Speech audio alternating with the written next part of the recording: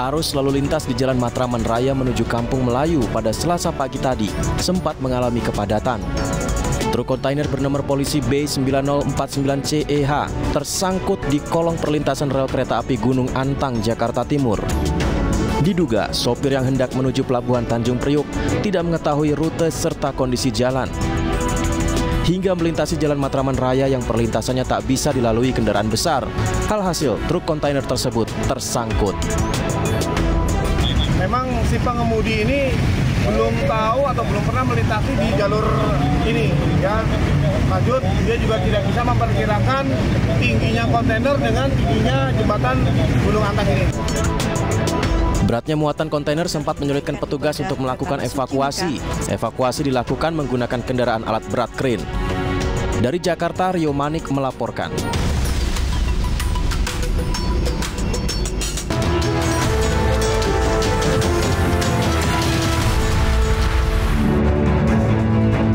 Halo, selamat sore pemirsa, kita berjumpa di iNewsroom, ruang memperdalam informasi yang aktual dan komprehensif. Saya Anisha Dasuki.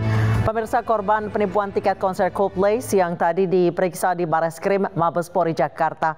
5 dari puluhan korban penipuan diperiksa didampingi kuasa hukum mereka.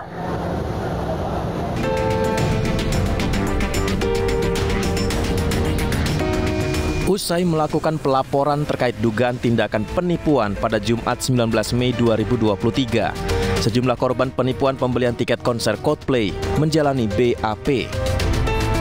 Kedatangan 5 dari puluhan korban penipuan yang didampingi oleh kuasa hukum guna melengkapi proses berita acara perkara yang dilakukan oleh unit cyber Bareskrim Mabes Polri. Akibat penipuan ini, kerugian yang dialami korban bervariasi, mulai dari 4 juta rupiah hingga puluhan juta rupiah. Saat ini jumlah korban telah bertambah menjadi 60 orang dari sebelumnya 14 orang dengan nilai kerugian 183 juta rupiah. Penipuan yang dialami para korban sebagian besar berasal dari sejumlah akun di media sosial seperti Instagram, Twitter, hingga Telegram. Hari ini kita diagendakan untuk kita acara pemeriksaan BAP terkait dengan laporan kita hari Jumat, ya, yang mana terkait dengan dugaan tindak pidana penipuan yang melalui media elektronik yang dilakukan oleh seseorang atau badan hukum sehingga menimbulkan korban yang begitu masif di beberapa wilayah Indonesia. Untuk saat ini yang melakukan ataupun yang memberi advokasi kepada kami ada sekarang yang awalnya hanya 14 orang, kemudian bertambah menjadi 60 orang. Dengan nilai kerugian yang awalnya 32 juta, sekarang menjadi 183 juta rupiah.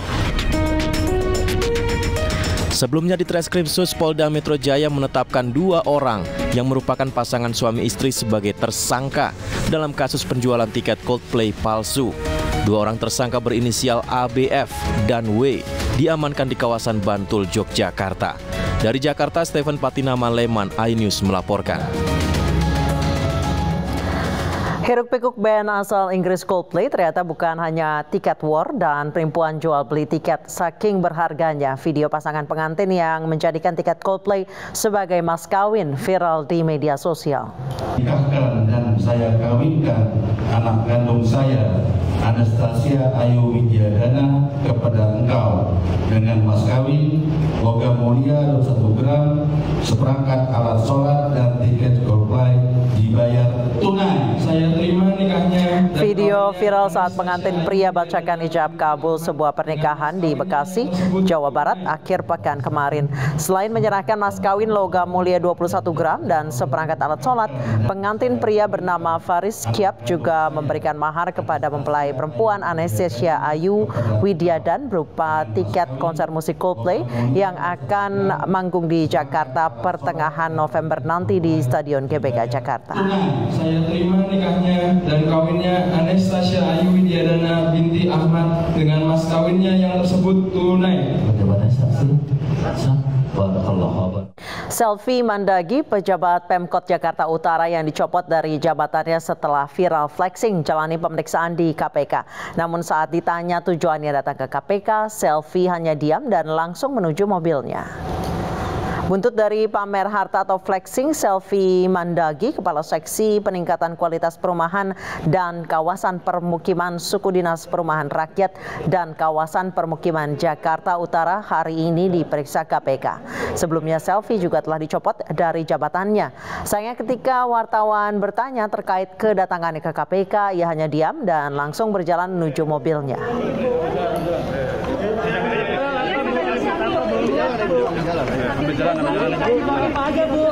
Bu, konfirmasi Bu, dikit Bu.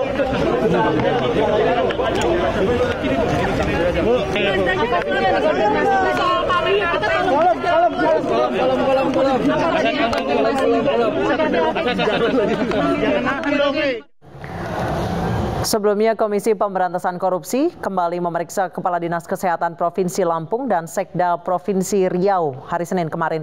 Keduanya diklarifikasi terkait laporan harta kekayaan penyelenggaraan negara.